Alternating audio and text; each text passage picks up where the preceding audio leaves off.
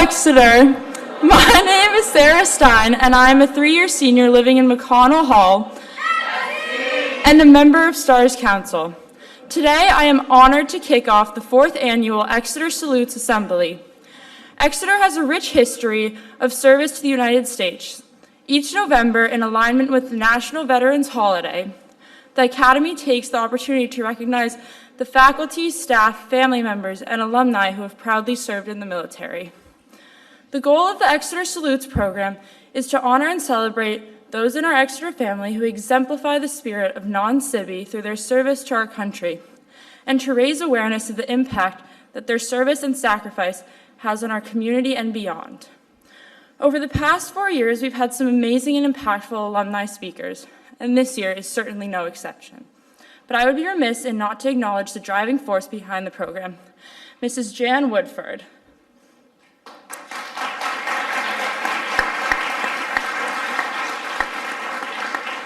Mrs. Woodford is the Associate Director of Alumni Relations and has led the charge in honoring our veterans.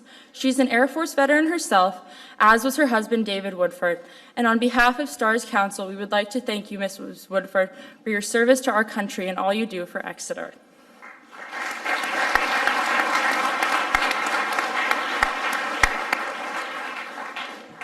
Good morning, Exeter. My name is Thomas Leopold. I'm a 2-year upper affiliated with Main Street Hall, and I'm also, there you go, also a member of the STARS Council. And this morning, I have the pleasure of introducing to you Lieutenant Commander John Paul Kristoff, United States Navy. Lieutenant Commander Kristoff grew up in Stamford, Connecticut. A graduate of the Exeter class of 2000, he holds a Bachelor of Arts in Philosophy from Yale University and a Master of Military Studies from Marine Corps Command and Staff College. Kristoff commissioned through Officer Candidate School in November 2005 and was designated a naval aviator in 2007. He was designated a naval intelligence officer in 2010. Kristoff's operational assignments included deployment to the Gulf of Aden and North Arabian Gulf as an SH-60B Seahawk pilot aboard the USS Halliburton in 2009. During this deployment, his helicopter detachment provided air support for the rescue of Captain Richard Phillips of the MV Maersk, Alabama. From support for the rescue of Captain Richard Phillips, from 2017 to 2019, Kristoff participated in several Western Pacific patrols as ship's intelligence officer aboard U.S. Bonhomme Richard, based out of Sasebo, Japan. Ashore, Kristoff has served as an intelligence liaison officer to the Republic of Korea Fleet out of Busan, South Korea, the Northeast Asia Watch Officer and Operations Officer Assistant at U.S. Indo-PACOM Joint Intelligence Operations Center out of Honolulu, Hawaii, Assistant Director of Collection Requirements, the Office of Naval Intelligence out of Suitland, Maryland, and an Assistant Deputy Director for Intelligence in the National Joint Intelligence Operations Center at the Pentagon. He assumed his current duties as Asia Pacific Branch Chief and subsequently Operations Officer in the Joint Staff J2 Deputy Directorate for Analysis and Warning at the Pentagon in June 2020.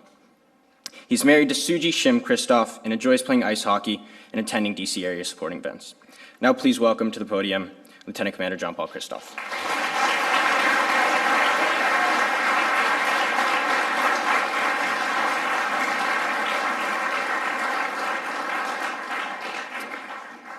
Thank you, Thomas, for the introduction. You know, in the military, they tell you when you get up on stage to speak, do 3 things: be brief, be brilliant, and be gone. This assembly is short, so I can guarantee you 2 of those. Good morning. It's an honor to be back here after 22 years on this stage. I can't say that I expected it. Last time I got on this stage was for an Outkast performance. I was so nervous, I think I got about half the steps wrong. So here's to second chances. I'm happy to be here, and I'm looking forward to this. So I'm going to begin with a disclaimer. I am here in my personal capacity. Any opinions expressed are my own and do not represent the official position of the Department of Defense, the Joint Staff, the Navy, or the intelligence community. Lawyers made me say that. But the sentiment is real. I am here as one of you, as an Exonian. I'm not a recruiter, I'm not a cheerleader, I didn't even put on my uniform because I didn't want you to see it. I wanted you to see yourselves. Happy Veterans Day. It's also the day of the founding of the Marine Corps. So to all the current Marines and future Marines, happy birthday. It's crazy that I'm standing here on November 10th because 17 years ago to the day, on November 10th, 2005, I commissioned as a naval officer. That was the day I marched across a parade deck in Pensacola, Florida, wearing gold bars on my shoulders for the very first time. And it's been a winding path since then that's brought me back here. So where have I been? Stateside, Mesa, Arizona, Pensacola, Florida, Enid, Oklahoma, Milton, Florida, Jacksonville, Florida, Virginia Beach, Norfolk, Virginia, Honolulu, Hawaii, and Alexandria, Virginia. Abroad, England, Spain, Crete, Cyprus, Saudi Arabia, Bahrain, Pakistan, South Korea, Japan, Australia, Thailand, and the Philippines. And that's not to mention the coast that I've patrolled, from helicopter or from a ship. Iraq, Yemen, Somalia, that's a few.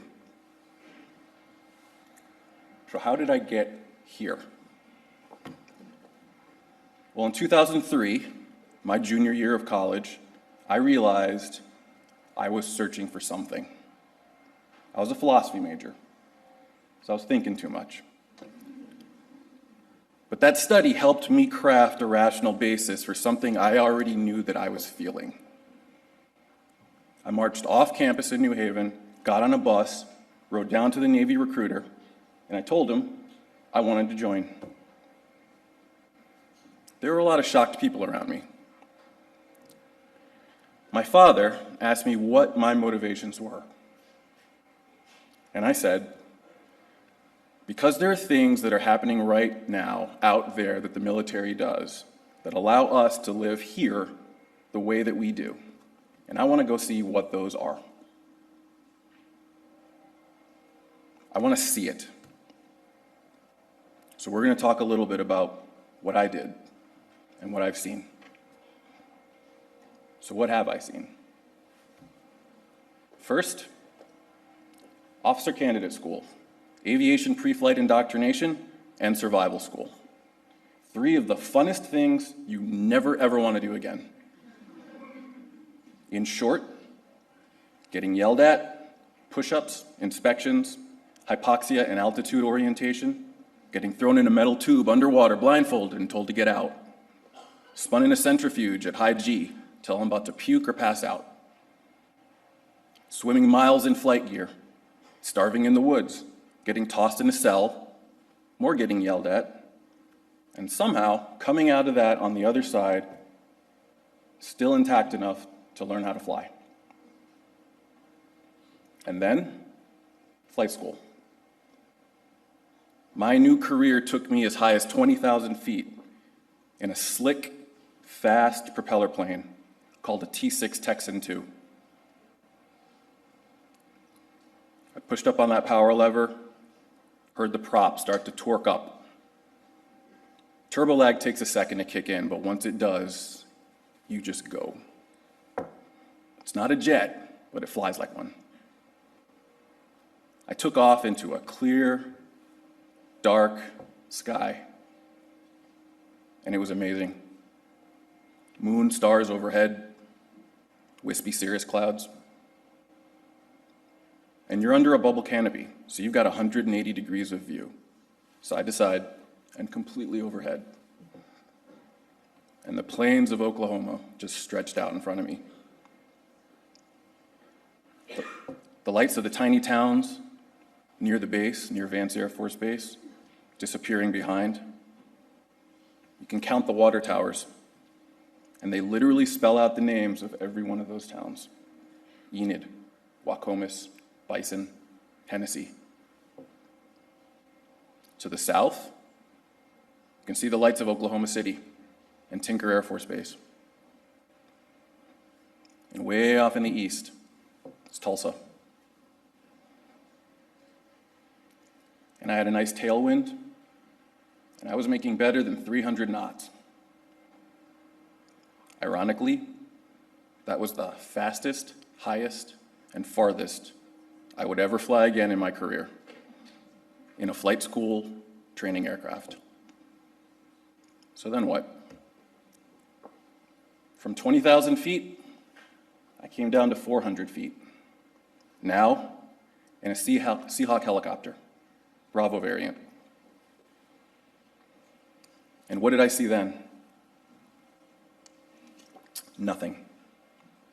I saw absolutely nothing at all. Because at 2 o'clock in the morning, in the middle of the ocean, no sun, no moon, no stars, no distant city lights, there is absolutely nothing to see. Even on night vision goggles, it doesn't matter. All they do is turn black nothing into green nothing. You can't tell sea from sky. You can't even judge your own movement. All you can do is trust your instruments, because your subconscious is going crazy in a void, trying to put sensations in your head that aren't real, just to make sense of the fact that you can't see or hear anything. I spent a night once, for the entire night flying, feeling like I was in a cement mixer. Just slow rolls, round and around and around. At that point, you just got to ignore it, tune it out, trust your instruments, check them against each other, ignore your inner ear, because it's probably wrong. And then, fast forward, 2009. I went from 400 feet on a dark night to 5 feet in a hover in broad daylight. Same helicopter. We were off the coast of Somalia.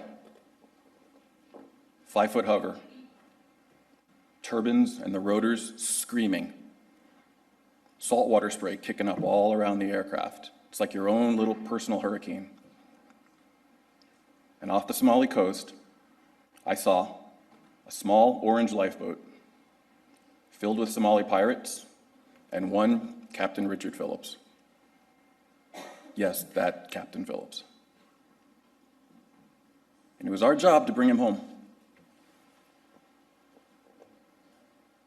That lifeboat was making a run for the Somali coast, for the territorial waters, and we were doing everything we could to stop it.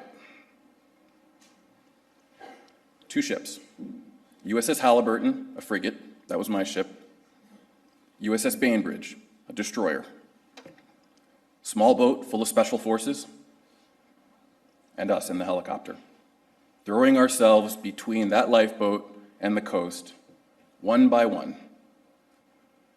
And then again when it went around. It's like a game of leapfrog, closer and closer. We were flying so low that I was nearly at eye level with pirates. And I saw out of the corner of my eye them looking right back at me from behind an AK-47. My air crewman was in the back, and he was looking right back at them from behind a .50 cal machine gun. But they had a hostage. We knew we were never going to use it. We were just trying to intimidate them, hoping that they would take a second, take a breath, slow down, and get back to negotiating. That ended a few days later. We got our captain back. Fast forward a few years. 2011. I was the intelligence liaison to South Korean Navy. And I saw the inside of a bunker at Republic of Korea Fleet Headquarters in Busan, South Korea. It was late December. We were supposed to be on holiday routine and going home early, but Kim Jong-il had just died. So instead, we were on alert, expecting North Korea not to survive the succession. So there we sat, in the side of a mountain. American officers, Korean officers. Day after day. And after a few days, one of the Korean officers ventured, "Hey, how long are you guys going to be here?" We said, "The Admiral told us to be here to support you." He kind of looked at us and said, "Yeah, it figures. That's what our boss said too. Be here as long as the Americans are here." So we kind of looked at each other and sighed. Said, "Crap, this is going to be a long holiday." And it was. We managed a reprieve just before New Year's. In that job, I saw the interaction of two countries and two navies, and I was right there at the center of it. Sometimes that was a thrill, sometimes it was frustrating. I was a man on an island. I worked and lived with the Korean Navy, but my bosses and the US Navy were up in Seoul. So I was kind of a stranger to them too. If anyone ever asks you what the definition of a liaison is, it means when things don't go right, everybody looks at you and you get heat from both sides. What else? I've seen a massive ship, a floating city that never ever sleeps, sailing all around the Pacific. 1,000 Navy sailors, 2,000 Marines, people from all walks of life. Ship drivers, pilots, doctors, engineers and mechanics, infantry, my own intelligence department, all working together to keep a massive piece of American steel floating and accomplishing its mission wherever we were needed. USS Bonhomme Richard, amphibious assault ship number 6 in the Wasp class. All at the same time, we were a transport, a mobile command center, a floating hospital, a small airport, a sensor platform, a U.S. envoy, a chariot for an embarked admiral staff, a morgue. I've seen a flight deck funeral when we lost an air crew. Not something I ever want to see again. For 2 years, almost entirely at sea, I ran the intelligence department aboard that ship to provide warning for everything you couldn't see or couldn't sense from the ship over the horizon. And when the ship was in port, usually in a foreign country, I was the eyes and the ears of the captain. It's called command duty officer, where for 24 hours, an officer is put in charge of a small cross-section of folks who stay aboard that ship and make sure that all the basic and essential functions continue to happen. It also means you field those middle-of-the-night calls from police, hospitals, angry spouses, lawyers, debt collectors, and whoever else that sailors and Marines piss off when they go ashore. I left that ship in San Diego after bringing her back from being stationed in Japan and countless zigzags back and forth across the Pacific. She never left. A year later, I saw the USS Bonhomme Richard in flames on the national news. Luckily, no one was seriously injured, but that ship will never sail again. I couldn't help but think about all the time, all the effort, all the materials that we put into keeping that ship going when there was no one else to accomplish the mission. Sure, it's not a person, but the sense of loss was still palpable. And finally, I've seen the watch. Just that, the watch. At the center of everything that the Navy does are those two words. It's like religion. Two of the heaviest and most laden words you can possibly put together, the watch. Someone always has the watch. It comes from our maritime roots, operating ships around the clock that never sleep. And the adversary is not just the other guy's fleet. It's the very medium that you're operating in, because it spends 24 hours a day trying to take that ship back. Take a big hunk of ferrous metal, float it in salt water, stop paying attention to it, see what happens. So yeah, we watch everything. There's a poem the Navy often uses at retirement ceremonies about just that. I'll give you a few lines, not the whole thing. It goes, "For 20 years, this sailor has stood the watch. While some of us were in school learning our trade, this shipmate stood the watch. Many a times he would cast an eye ashore and see his family standing there, needing his guidance and help. Needing that hand to hold during those hard times, but still he stood a watch." There's a joke I've heard from a lot of my friends who are not in the Navy that say, the Navy has never met a watch that they don't like. I've stood watch in a helicopter, on a ship, on land in major headquarters and at the Pentagon, overnight on base, or at home with a cell phone and a pager, on weekends, on holidays. Each one had its own particular responsibilities. Maritime surveillance, personnel accountability, tracking geostrategic events. I've even stood watches where I had no idea what I was actually watching. I just needed to get more practice to stand more watches. For example, I went to officer candidate school in 2005 in the summer. That's the same summer that Hurricane Katrina hit the Gulf Coast. So we had to relocate. So for a week, we went from Naval Air Station Pensacola to a small, dark hallway in a storm shelter on Corey Station. And we continued our program from there, one hallway. Classes, inspections, getting yelled at, all that, one hallway.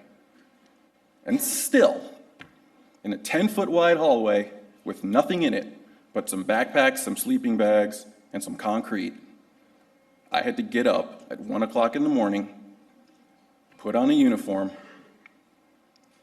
and stand a watch.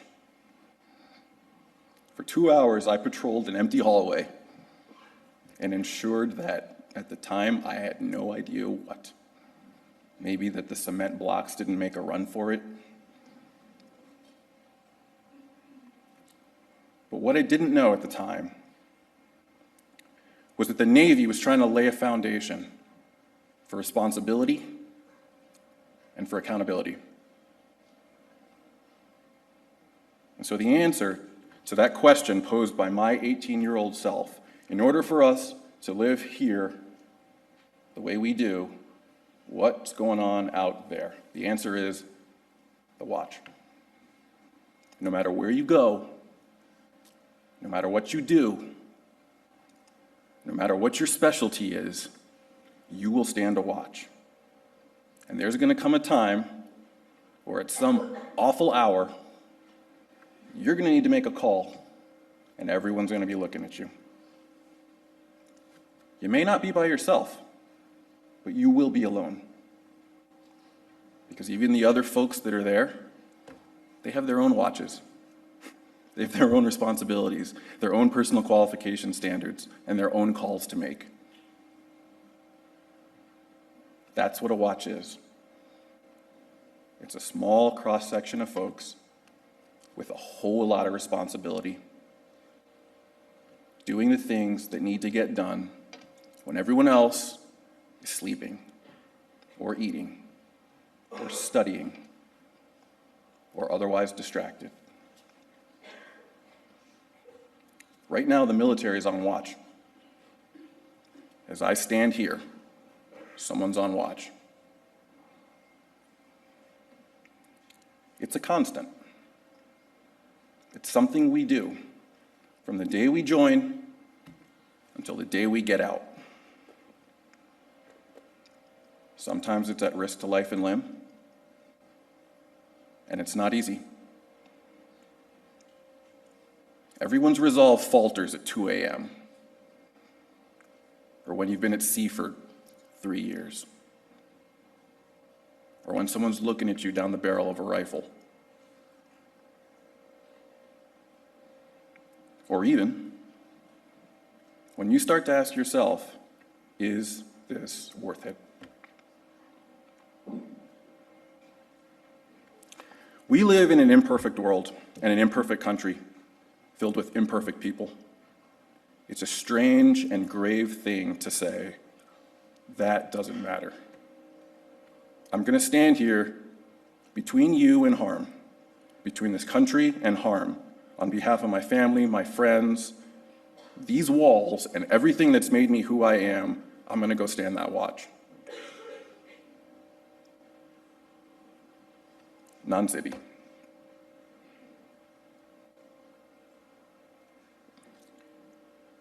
One of my favorite books is Robert Heinlein's Starship Troopers. And if you've seen the terrible movie that came out, they share nothing in common. Heinlein gave me order for a lot of jumbled thoughts and things that were rolling around in my head. The story takes place in the future, in a republic where citizenship is based on military service. I'm not advocating for that, but it does make you think. As Americans, we love our rights. We should. We have a constitution that enumerates them and protects them. Our nation was built on that ideal. Well, when you sign up for military service, you give some of those up. Sometimes it's subtle. Sometimes it's not that subtle. The fact that I'm standing here right now before you, mindfully out of uniform, and I put a disclaimer at the beginning of this speech, should demonstrate that. So why do it?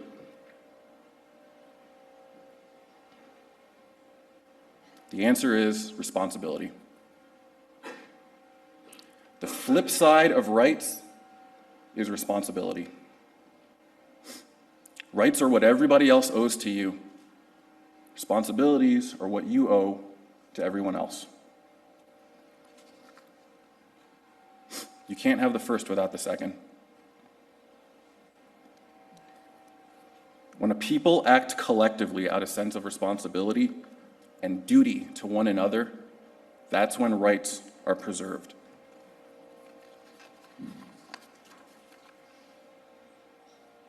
Opposite is not true. What happens when a people act selfishly and solely for the preservation of their own rights? Here's what Heinlein wrote. I'm selecting a few passages here and stitching them together. The basis of all morality is duty, a concept with the same relation to the group that self-interest has to the individual. But the society they were in told them endlessly about their rights. Duty is an adult virtue. Indeed, a juvenile becomes an adult only when he acquires a knowledge of duty and embraces it as dearer than the self-love that he was born with. Their citizens glorified their mythology of rights and lost track of their duties. No nation so constituted can endure.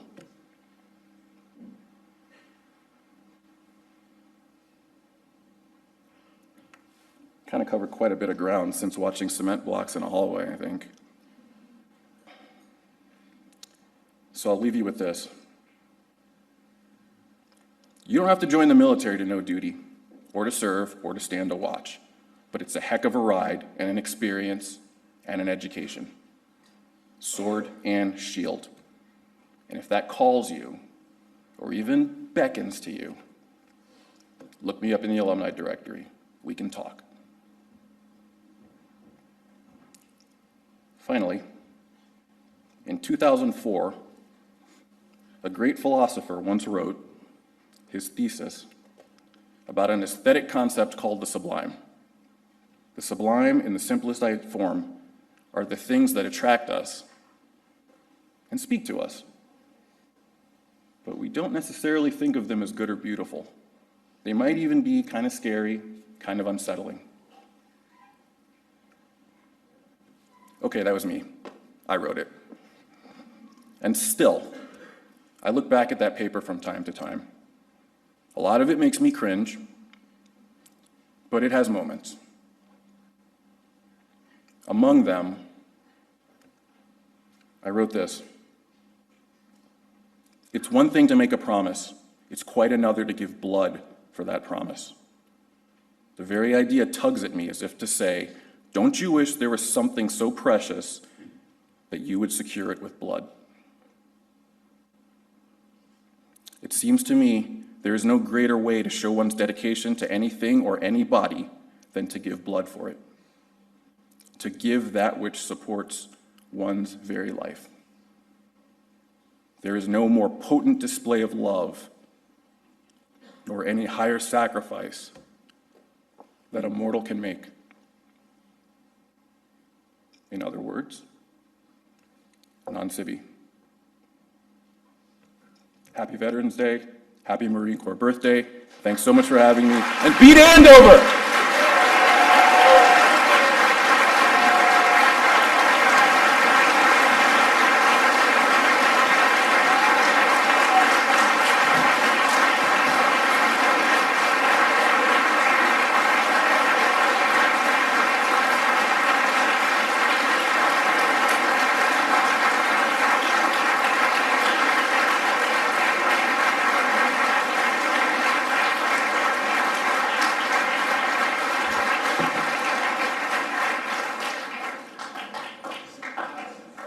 Senior class.